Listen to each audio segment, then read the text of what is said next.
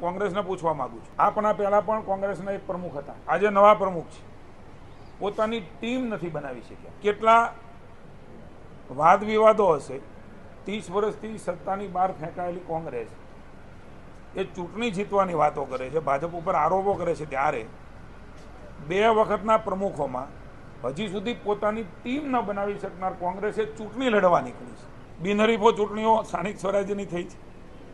મને એવું લાગે છે કે આ વખતે પણ કોંગ્રેસ હોય કે આપ હોય, બંને વિપક્ષ પાર્ટીઓ જે ભ્રમણા ફેલાવે છે, જૂઠાણા ફેલાવે છે, ખોટું બોલી રહ્યા છે અને જનતાનો મત લેવા નીકળ્યા છે, ત્યારે જનતા એને ઓળખી ગઈ છે, એમને ક્યારેય સ્વીકારવાની નથી. મારી પાસે જે રિપોર્ટ છે એ પ્રમાણે પરાણે ઉમેદવાર ઊભા રાખવા માટે ગોતી રહ્યા છે આ વિપક્ષો.